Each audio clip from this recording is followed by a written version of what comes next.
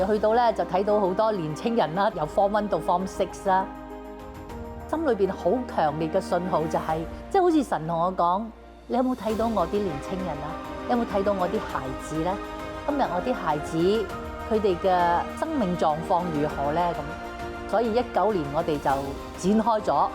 香港嘅校園生命工程啦。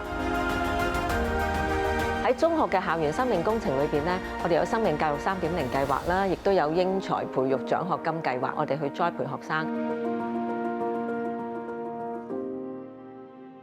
見到自己一個好 big 嘅 change，屋企人都好開心，好鼓勵我繼續參加呢個愛基金啦。咁我都好感謝蔣姨姨，仲有導師嘅陪同啦，仲有呢個鼓勵。入咗愛基金之後咧，蔣姨姨教咗我好多孝順嘅嘢啦。於是咧，我就同我爸阿媽嘅關係好咗好多啦。我哋冇咁多拗交，甚至我哋成日出去玩，所以真係好感謝愛基金。咁我哋圍繞住3個大範疇，第一一定係品格教育，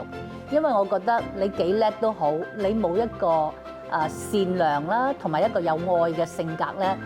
呢個真係好大嘅缺陷嚟㗎。第二樣嘢咧，我希望栽培孩子咧有一個社會公民責任，自細啦，讓佢有呢個心態咧，佢自然會成為一個小領袖啊，會帶領啲人一齊去做。第3樣嘢咧就係國家觀啦，我哋真係要以自己嘅國家啦、自己嘅民族係我哋嘅驕傲嚟嘅。其實我哋都見到有好多學生嘅成長㗎，由佢哋可能開初好被動啦，咁就變得好主動啦，後來變到即係自己能夠獨當一面上到台講到嘢啦，去栽培佢哋，俾信心佢哋，俾鼓勵佢哋嘅時候咧，原來每一個學生咧，佢哋都有好多嘅潛能係可以被發揮出嚟。咁我睇到呢度係好感動嘅一件事啊！愛基金不但止出資、出心、出力，學校啲老師見到同學嘅進步，對我哋非常嘅感激。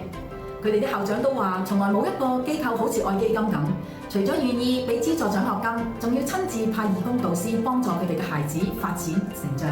態度嗰方面啦，真係比之前咧積極咗好多嘅。咁以前唔係話佢唔積極，不過咧佢而家係更加積極，同埋咧更加願意咧去同人哋溝通啦，去學習啦，咁同埋去服務咯。透過愛基金有好多唔同嘅活動咧，的而且確咧同學係大開眼界嘅。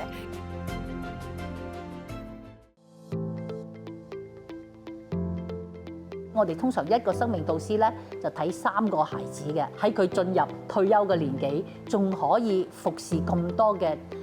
未來嘅主人翁。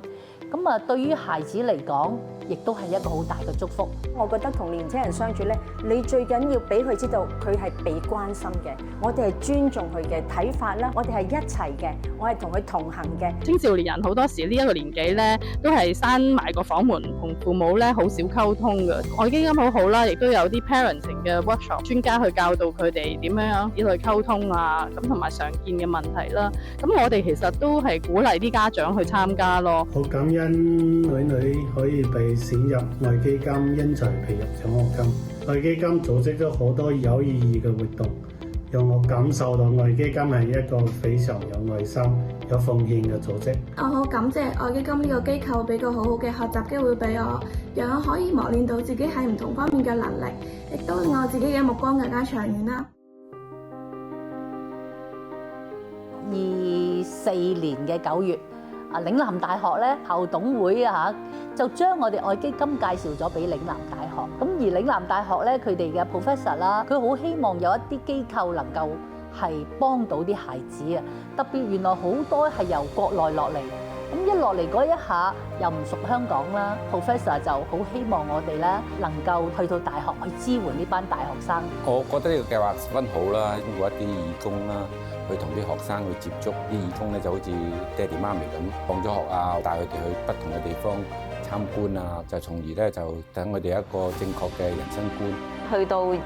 年啦9月嘅時候咧，又獲得到香港大學嘅社會科學學院啦，同埋咧香港中文大學嘅新亞書院啦，邀請我哋咧嚟到去同樣係展開咗一個咧英才領袖嘅培育計劃。咁而喺大學生嗰個層面咧，咁當然又要針對住佢哋就嚟要進入職場啦。咁所以咧，無論咧係喺生涯規劃啦，或者職業企劃啦，我哋就會針對住佢哋嘅需要。參加這個計劃其實是為他比較豐富的实习机会所吸引，其次它的活动也非常的多元化，然后有很多的疗效活動，然後可以和比如說港大的同學啊、嶺大的同學啊有一個非常深度的溝通，這也是非常不錯的平台。全力嚟到支持呢個計劃喺新亞書院裏邊嚟到推行。我期望呢班學生能夠珍惜每一個機會嚟到參與呢個英才計劃裏邊所有嘅活動，更加期望佢哋能夠通過呢個計劃